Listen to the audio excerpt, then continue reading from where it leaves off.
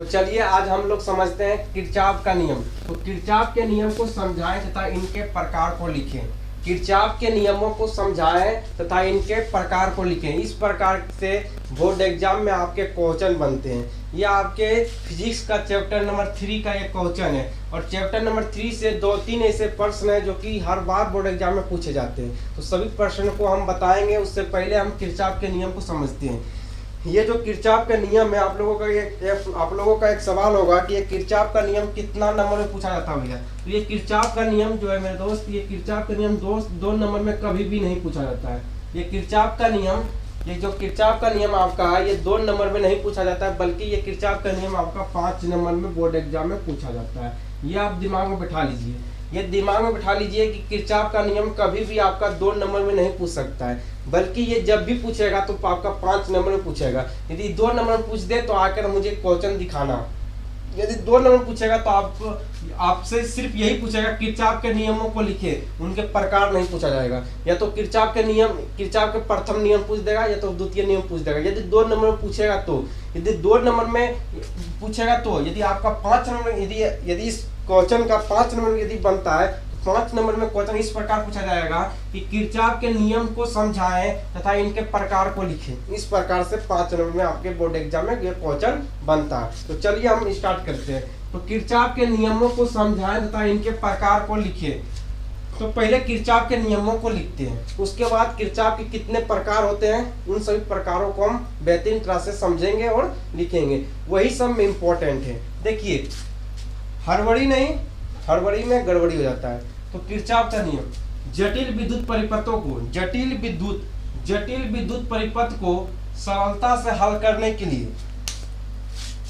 जटिल विद्युत परिपथ को सरलता से हल करने के लिए सन 1842 ईस्वी में, सन 1842 ईस्वी में किरचॉफ ने 2 नियम को दिया। किरचॉफ ने कितने नियम दिए? तो किरचॉफ ने 2 नियम को दिया, जिसे किरचॉफ के नियम कहते हैं। तो कहने का तात्पर्य यह है कि किरचॉफ के नियम किसे कहेंगे? तो किरचॉफ के नियम मुख्य रूप से उसे कहेंगे कि जटिल विद्युत परिपथ को सरलता से हल करने के लिए, यानी कि इजी वे में उसे हल कर दिया जाए। कोई जटिल विद्युत परिपथ है, कोई जटिल विद्युत परिपथ है ना, उसे इजी तरह से, इजी वे में उसे जो है सोल्व कर दे, उसे इजी वे में जो है क्या करें, तो इजी वे में उसको जो है उस नियम को जो है सोल्व किया जाए, इजी नियम में उसको हल कर दिया जाए, इजी तरीके से उसको सोल्व कर दिया जाए, उसी को हम क्या कहेंगे? उसी को किरचॉफ के नियम कहेंगे।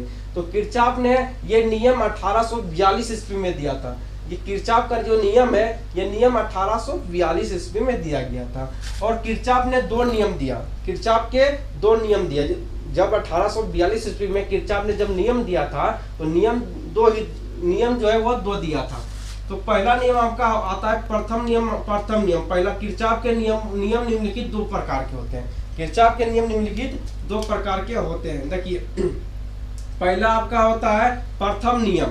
पहला आपका होता है प्रथम नियम, जिसे संधि का नियम कहते हैं। याद रखिएगा, बोर्ड एग्जाम में पूछा जाता है कि किरचॉफ के प्रथम नियम को क्या कहते हैं? तो किरचॉफ के प्रथम नियम को जो हम क्या कहेंगे? तो संधि का नियम कहेंगे।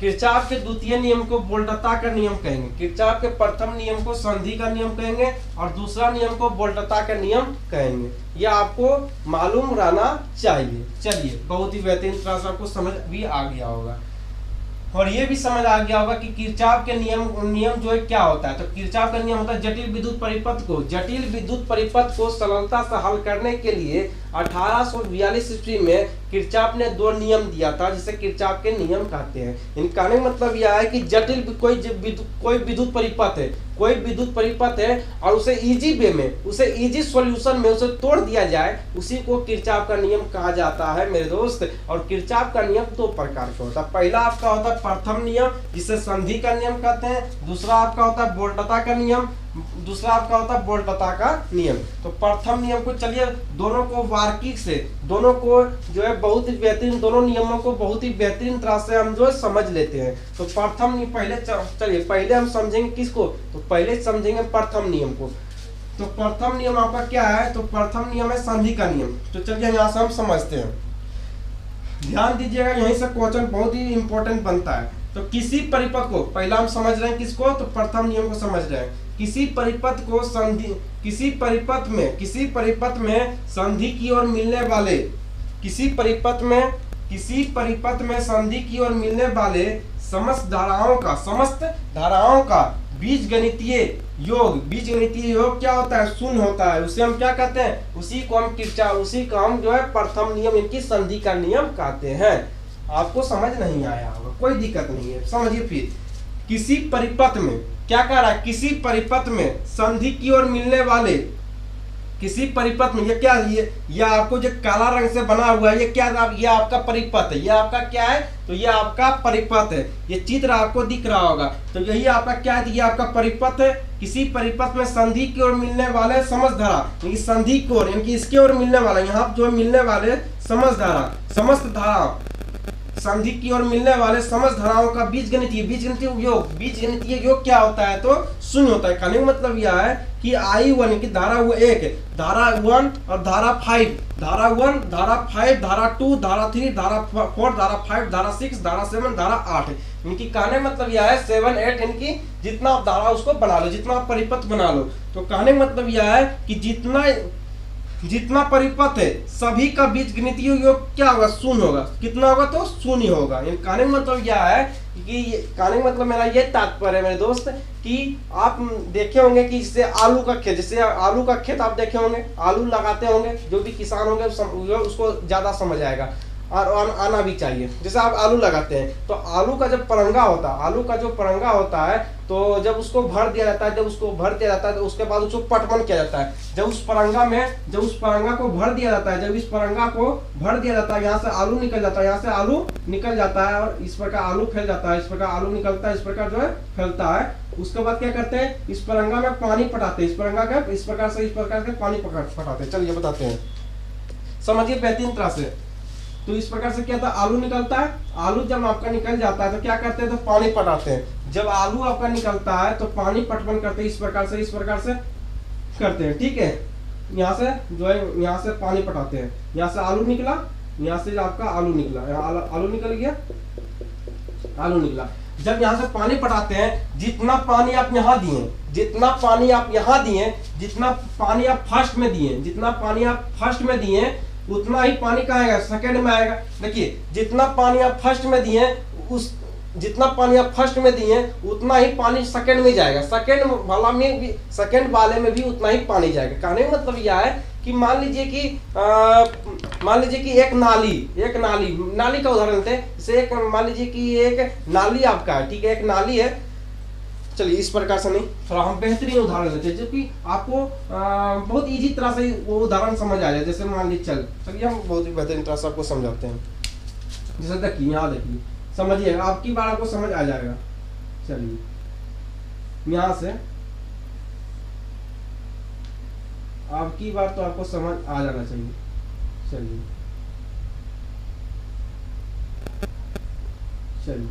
अब आपको समझ आ जाएगा। देखिए, इसमें मान लीजिए कि 50 लीटर पानी दिए, 50 लीटर क्या किए, तो इसमें 50 लीटर पानी दिए, तो 50 लीटर इसमें पानी दिए, तो 25 लीटर इसमें पानी जाएगा, 25 लीटर पानी इसमें जाएगा।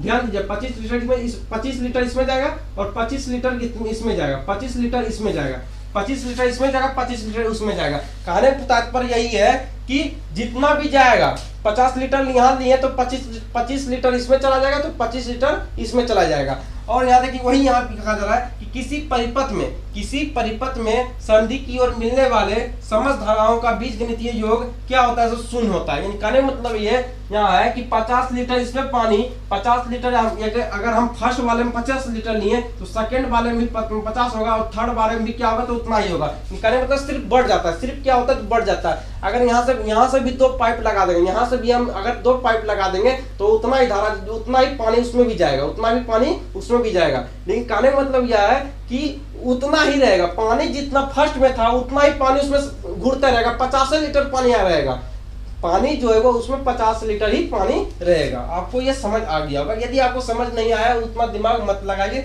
बस इतना याद रखिए कि किसी परिपथ में संधि की ओर मिलने वाले समस्त धाराओं का बीजगणितीय योग क्या होता है, शून्य होता है। ये कहने का मतलब यह है कि इस परिपथ में जहाँ यहाँ मिलेगा आकर, यहाँ पर धारा आकर मिलेगा तो इसका जो बीजगणितीय योग होता है शून्य होता है, यानी सिग्मा आई बराबर 0, सिग्मा आई बराबर 0, इतना आप याद रखिएगा। उसके बाद आपका दूसरा क्या है कि प्रथम नियम, किरचॉफ का जो प्रथम नियम होता है, किरचॉफ का प्रथम नियम जिसे हम संधि का नियम कहते हैं, ये आवेश संरक्षण के सिद्धांत के ऊपर कार्य करता है।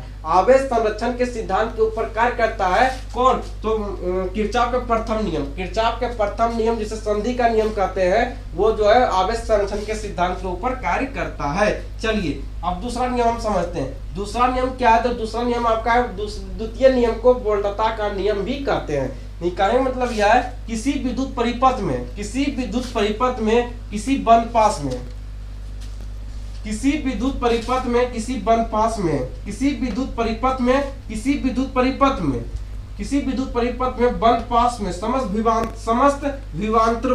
विभवांतरों का बीजगणितीय योग शून्य होता है, उसी को हम क्या कहते हैं, उसी को द्वितीय नियम की वोल्टता का नियम कहते हैं। इस प्रकार से आपका फिगर बनेगा। यहाँ पे एक सेल होगा, ये आपका सेल है, ये आपका सेल है, ये आपका क्या है, ये आपका प्रतिरोध है, ये आपका फर्स्ट प्रतिरोध, ये आपका सेकंड प्रतिरोध, ये आपका थर्ड प्रतिरोध, ये आपका थर्ड प्रतिरोध होता है। यहाँ पे I1 धरा गया, इसमें I1 धरा गया, यहाँ पे I1 धरा गया, तो यहाँ पे I3 धरा गया, है ना। यहाँ इसमें I2 धरा आएगा, इसमें I2 धरा आएगा, यहाँ पे I2 धरा आएगा, इसमें I2 धरा, इसमें I2 धरा आएगा, इसमें I2 धरा आएगा और इसमें I3 धरा। I1 I2 I3 क्या करेगा, तो इसमें I1 धारा प्लस I2 धारा क्या करेगा, तो जुड़ जाएगा, क्या करेगा, तो जुड़ जाएगा। और इसी प्रकार यहाँ पे एक फॉर्मूला बन जाएगा, सिग्मा आई आर बराबर sigma E, sigma I R बराबर सिग्मा ई, है ना। इस प्रकार से यहाँ से जो है क्या होता है, तो बोर्ड एग्जाम में 5 नंबर में ये क्वेश्चन आपसे पूछा जाता है और इस क्वेश्चन को बहुत ही बेहतरीन तरह से आपको बोर्ड एग्जाम में बना कर आना है। और ये फिगर आप जरूर बना कर लाइएगा, ये फिगर आप जरूर बनाकर आइएगा। ये आपका फर्स्ट प्रतिरोध हो जाएगा, ये फर्स्ट प्रतिरोध, ये सेकंड प्रतिरोध, ये थर्ड प्रतिरोध। R1 मतलब होता है रेजिस्टेंट, है ना, फर्स्ट 1 प्रतिरोध, फर्स्ट 2 प्रतिरोध, फर्स्ट 3 प्रतिरोध। और ये याद रखिएगा, ये क्वेश्चन आपके बोर्ड एग्जाम में बहुत बार पूछा गया है, हो सके 2024 बोर्ड एग्जाम में भी, आपके बोर्ड एग्जाम में भी पूछ दिया जाए, तो इस क्वेश्चन को याद रखिएगा और फिगर वगैरह भी याद रखिएगा, है ना। या द्वितीय नियम वोल्टता का नियम कहते हैं, ये आवेश, ये ऊर्जा संरक्षण, किरचॉफ का जो दूसरा नियम होता है यानी कि वोल्टता का नियम, यह ऊर्जा संरक्षण के सिद्धांत के ऊपर कार्य करता है। याद रखिएगा कि द्वितीय नियम, किरचॉफ के द्वितीय नियम जिसे वोल्टता का नियम कहते हैं, वो ऊर्जा संरक्षण के नियम के ऊपर कार्य करता है। और प्रथम नियम जो संधि का नियम होता है, ये आवेश संरक्षण के सिद्धांत के ऊपर कार्य करता है। और इसके पास क्या होता है, प्रथम नियम में क्या होता है कि समस्त विभवांतरों का परिपथ की ओर मिलने वाले, परिपथ में संधि की ओर मिलने वाले समस्त विभवांतरों का बीजगणितीय योग शून्य होता है, यानी कि सिग्मा आई बराबर 0। ये याद रखिएगा, यही आपका क्वेश्चन है, किरचॉफ से यही क्वेश्चन पूछा जाता है। तो मिलते हैं नेक्स्ट वीडियो में, तब तक के लिए बाय बाय, जय हिंद, जय भारत।